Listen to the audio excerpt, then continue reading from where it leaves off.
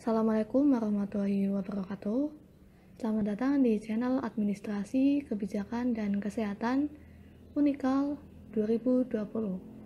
Sebelumnya, perkenalkan, nama saya Asriani Devi.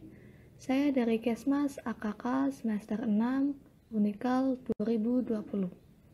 Di sini saya akan menjelaskan mengenai trade-off keperilakuan dan efisiensi pada desain kerja.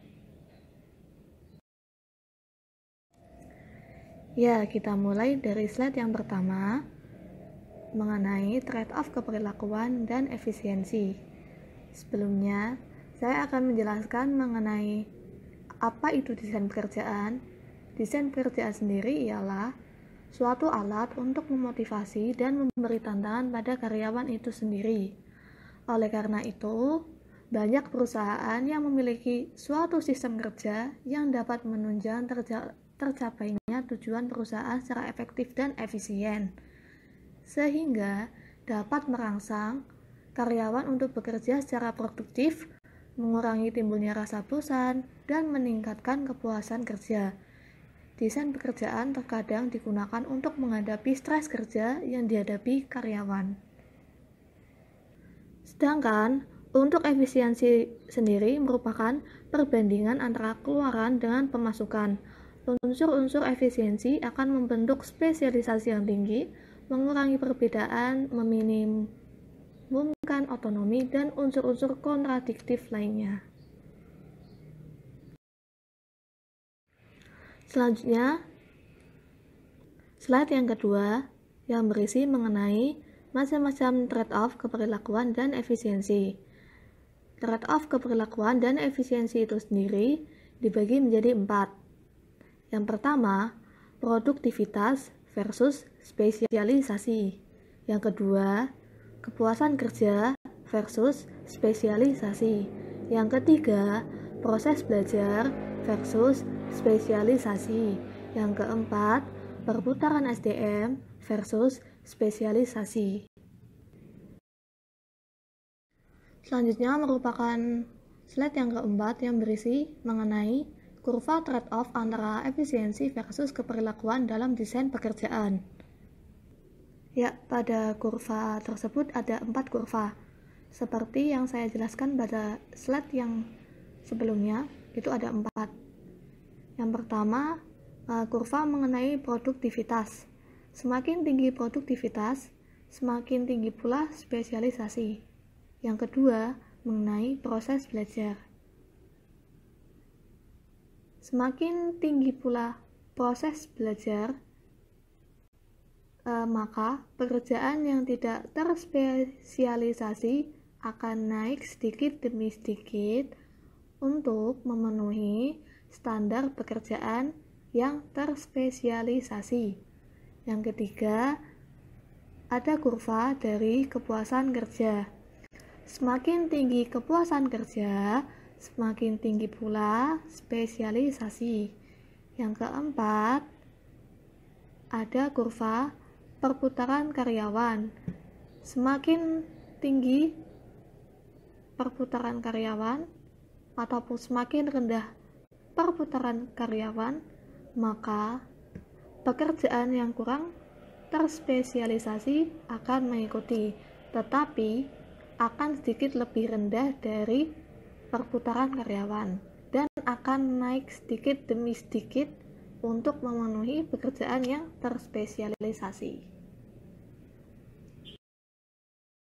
Ya, selanjutnya kita akan menjelaskan mengenai macam-macam trade-off keperilakuan dan efisiensi dalam desain pekerjaan. Yang pertama merupakan produktivitas versus spesialisasi. Ya, selanjutnya kita akan menjelaskan mengenai produktivitas versus spesialisasi. Tambahan spesialisasi itu sendiri akan menaikkan output sampai pada titik tertentu. Apabila ada kenaikan spesialisasi, maka output akan mengalami penurunan. Mengapa output mengalami penurunan?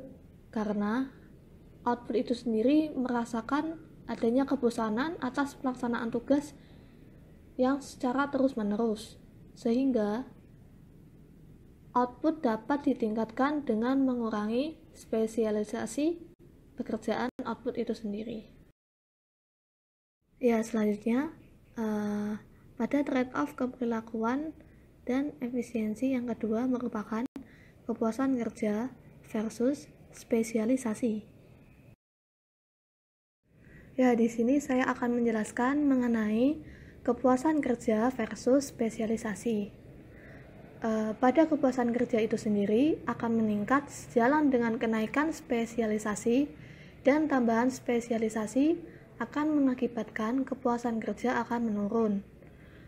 Pekerjaan tanpa spesialisasi akan membuat karyawan membutuhkan waktu lama untuk mempelajari pekerjaan tersebut sampai mampu melakukannya, sehingga kepuasan kerja akan menurun karena kurangnya otonomi, variasi, dan identitas tugas itu sendiri.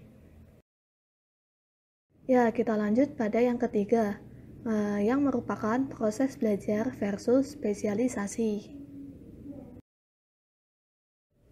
Ya, selanjutnya mengenai penjelasan proses belajar versus spesialisasi, di mana pekerjaan yang sangat terspesialisasi akan lebih mudah dipelajari dibandingkan dengan pekerjaan yang tidak terspesialisasi. Proses belajar itu sendiri pada pekerjaan yang terspesialisasi akan lebih cepat mencapai standar. Pekerjaan yang tidak terspesialisasi memerlukan waktu lama untuk dipelajari. Ya, selanjutnya merupakan yang keempat dari trade-off keperilakuan dan efisiensi dalam desain kerja, yang merupakan perputaran SDM atau karyawan versus spesialisasi. Ya, selanjutnya merupakan penjelasan dari perputaran SDM versus spesialisasi. Perputaran SDM versus spesialisasi itu sendiri dapat dengan mudah dan cepat dipelajari, tetapi biasanya kepuasan yang diperoleh lebih rendah. Mengapa? Karena kepuasan yang rendah ini akan menyebabkan tingkat perputaran tenaga kerja tinggi atau turnover manpower. Walaupun pekerjaan yang terspesialisasi mudah dipelajari, peringkat terbawah kepuasan biasanya diasosiasikan oleh mereka dapat dipimpin sampai tingkat turnover tertinggi. Ya, selanjutnya dan merupakan slide terakhir dari pembelajaran trade-off keperilakuan dan efisiensi dalam desain kerja, yang merupakan contoh dari trade-off keperilakuan dan efisiensi itu sendiri.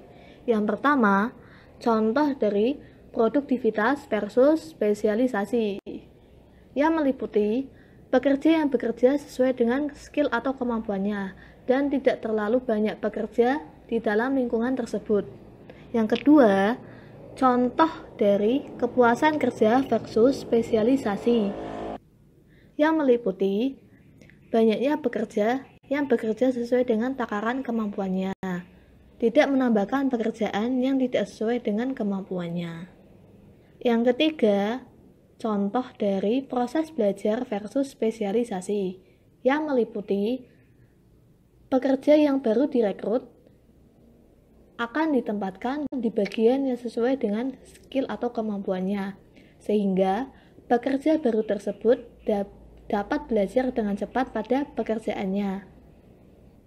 Dan yang keempat, contoh dari perpindahan SDM atau karyawan versus spesialisasi.